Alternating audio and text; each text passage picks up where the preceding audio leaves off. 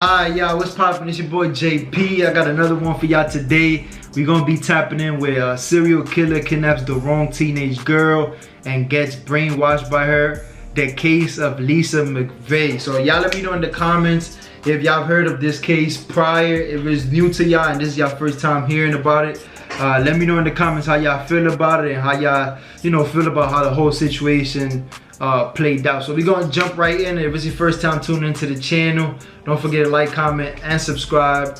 And yeah, let's do it up. Let's check it out. One. Like the first time I did it, I couldn't really believe I did it. They've tried to portray me like I was some kind of a creature, right? I was just like everybody else out there. Probably 99.9% of the time, I'm as normal as he is or anybody else is.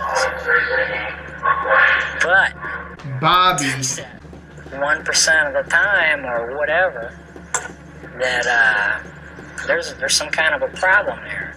He was a monster. He is still a monster until the day he takes his last breath. It was pretty easy to tell from the very minute I grabbed McVeigh that she wasn't like the others. Bobby Jalal, that's crazy. Thank you for choosing me instead of another 17-year-old little girl. And that's probably why she's still alive, walking and talking today. Yo, for a lot of these dudes, when I watch a lot of like serial killer documentaries and just things on them, a lot of dudes, it is a 50-50. Some of them, they really look like the normal person, and when you hear them talk, they kind of sound smart and at times very controlling in the way they approach stuff, just trying to persuade you to see the good in them. And then on the other side of it, you kind of do see like the squarish ones that you kind of could expect some craziness out of them, But in this case, he seems like one of them normal dudes, but you could just tell by how he has a conversation, the way he talks to you, he kind of tries to, make you change your mind on your perception of him, and I feel like those are the most dangerous ones, because if you're weak-minded and you can't see the signs, it's easy to, to fall into their traps. It made my mind up that night when I came home from work that I was gonna end my life. I even sat down and wrote my suicide note out. I left around 2 a.m.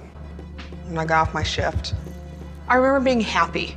I was happy. I know when I go home, I'm going to end my life. I was happy. I'm gonna be free. While she bikes through the dark, empty streets, she notices a red car parked in front of a church. I don't know why, it seemed odd to me. And I just kind of shrugged it off. It's like, I'll be okay. She ignores her instinct, but the driver of the car is hiding behind a parked van. Next thing I was just yanked off my bicycle, horrifically, just so forceful. That's wild. You gotta be careful what you put out there. Look at it. Look how she started her day thinking about, I'm gonna go out there and when I come back, I'm gonna take my life. And look at the coincidence that when she gets outside of her house thinking it's gonna be her last ride or whatever, there's somebody, that's basically the devil's out there waiting for her, so you gotta be careful what you put out there. Knocked the breath out of me. I felt the barrel of a gun to my left temple. I remember him putting a blindfold on my face. I was ordered to take all my clothes off. He ties me up, ligatures on my wrists, ankles. Throws me in the car, yells at me to keep my eyes shut, and that if I showed him a good time, he was not going to kill me. My grandmother's boyfriend used to put a gun to my head every time he molested me for 3 years. Oh, it was nothing new to me. Lisa does everything the man says, as she is threatened with a gun. Then the man starts the car and takes her away. Lisa sitting blindfolded in the passenger seat, her clothes bundled at her feet. I had no clue where we're going. This is gonna be it. This is gonna be it. Rape and death. Next thing, to my surprise, my abductor makes me get dressed. The man removes her bindings from her wrists and her ankles, but keeps her blindfolded. Lisa is taken out of the car and into an apartment building. Once inside, she's thrown onto a bed. He raped me any way you can imagine.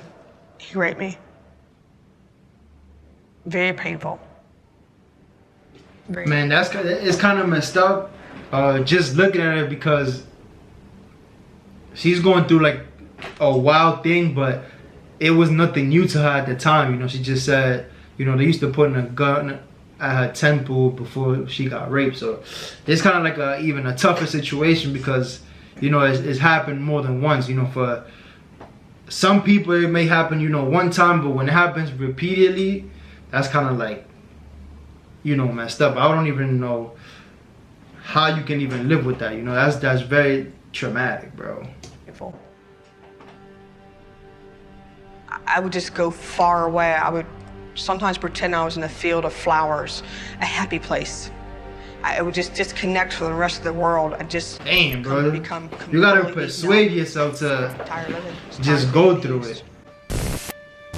I didn't see any other way out. I didn't want to live. I remember thinking of my family, my sister, my brothers. What are they gonna do without me? And I kept thinking, I gotta get out of this some way, somehow. I have to get out of this. I had to reach down deep in my soul. I just had a new sense of wanting to survive. I would do whatever it took. She asks to go to the bathroom. He refuses. She insists, claiming she would pee right there in the bed if he denies her to go. He allows her to go in, where she could be alone for a moment. Her plan has worked. I was putting my fingerprints everywhere. The vanity mirror, on the walls, to show the police I was fighting, trying to leave my marks to say, hey, listen, I was here. I was one of his victims. Whoa. She knows that to survive, she would need to gain Yo, what I realized is crazy what, like, the places that the human mind will go in order to survive, just to make sure that, you know, she's gonna put her prints in there just in case things go wrong. The police, you know, comes in there. They know she was there at some point. That's in a situation like that, man, people will do anything to survive. And I don't know if most people will even think about that, but she's different. So she begins a dangerous mind game. There was a moment we had a conversation. I had asked him why was he doing this to me. He said due to a recent breakup, he was getting back at women in general. And I played it. That's what you call a weirdo. I said, listen, I can be your girlfriend. We don't have to tell anybody how we met. You seem like a pretty nice guy.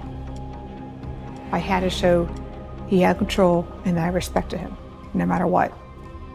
One slip, and I would have been dead. Sheesh. And that's when he said, no, I can't keep you.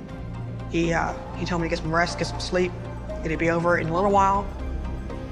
Around 3:30 a.m., the man takes Lisa out into the car. He drives her off blindfolded again. She starts to see her end is near. As he's putting the blindfold on me, I was trying to tighten my jaw so it would be a little loose. Everything that I saw, hear, touch, smell, taste, whatever, I would just store it in my memory bank. In case if I did get out of this alive, bro, that's crazy. To get him caught. I remember the car being loud, like it needed a tune-up. I remember the lights passing on the interstate. I could see it beneath my blindfold. I'm trying to see my surroundings, I'm trying to see where I'm at. I knew we were in interstate because the air sound changes, it gets strong. I saw two hotels. Yo. These two hotels were at the intersection of Hillsborough Avenue. He proceeds west. Interstate 275. I remember seeing a silver piercing, shining light hitting my eyes. It was the word Magnum on the dashboard. He decides to pull into a rear parking lot. Tell me to get out of the car. I said, great, it's gonna kill me here. He told me when I got out, I wanted to stay there for 5 minutes. I was frozen. My mind's racing. Should I run? Should I walk? Is he watching me? Is he pointing the gun at me right now? Is he gonna run me over by his car? But he didn't. The man left her there and drove off. After minutes that seemed like an eternity, Lisa finally decides to risk taking off her blindfold. I took my blindfold off, and the first thing I saw was this beautiful oak tree. Yo, y'all gotta peep everything that she just said. I know there's a lot going on because the way she's telling the story, you know, and she speaks kind of fast, but the bathroom stuff, you know, her just touching everything, making sure she leave her prints there. The fact that when they was tying the, you know, the bandana, whatever the hell it was, across her eyes, she was tying her jaw just to make sure that she was able to see at least something, you know, and it wouldn't be so tight where she was clueless about everything. Remembering all the lights, all the signs, her passing the hotels, realizing that she was in the highway because the way the air was. That's whoo, that's crazy. I fell to my knees and I started crying. I knew right there and then my life was going to change forever. To me, it was a sign of a new branch of life. Now wanting to live my life. But her struggle is not over yet.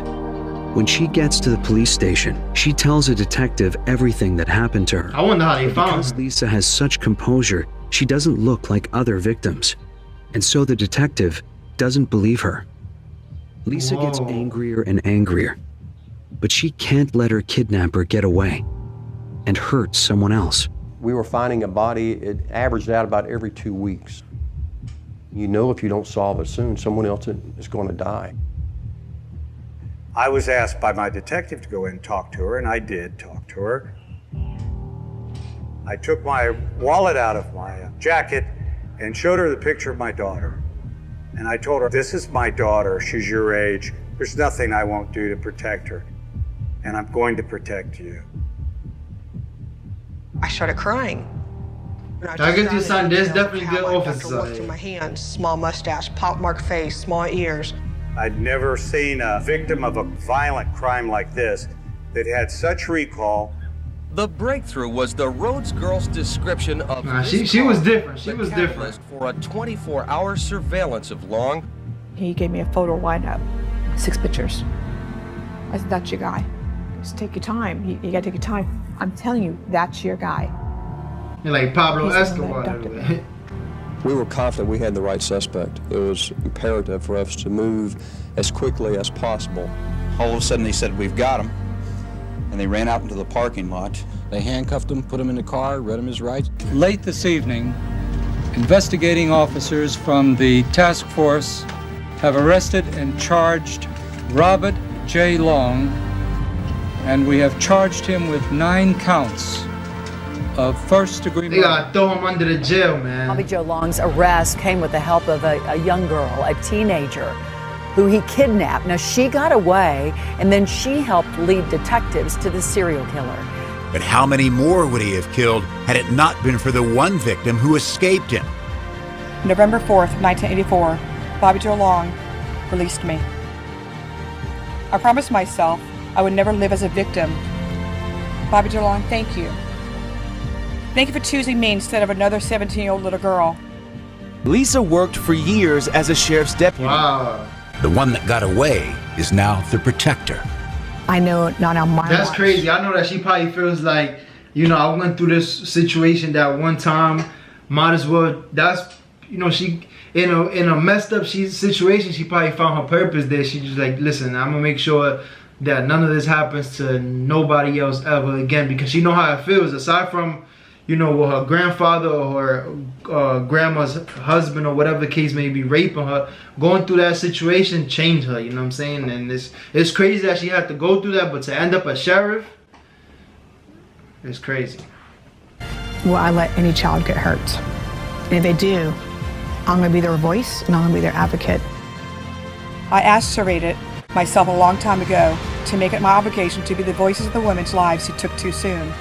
Today, as I stand before God, the victims, and the families of the victims, I vow to carry on and be their voice. In memory and honor of the victims, Artis Wick, Lana Long, Michelle Denise Sims, Chanel Williams, Elizabeth Loudenbach, Karen Disfriend, Vicki Elliott, Kimberly Hops. I wonder if those are all his victims. And Kimberly Swan. I didn't want to take the abuse I went through and carry it on in my life. I deserved to treat myself better than that. I deserved it. Once I broke those chains and that bondage I was in, I was able to see that I can take something negative, all the negativity in my life, and turn it something positive and grow from that. And each and every day, still today, I grow. To me, it's a lifetime journey of healing. And it's just phenomenal. Love life to the fullest. I had a second chance, and I'm going to use it wisely. You can kind of still see the pain in her, though.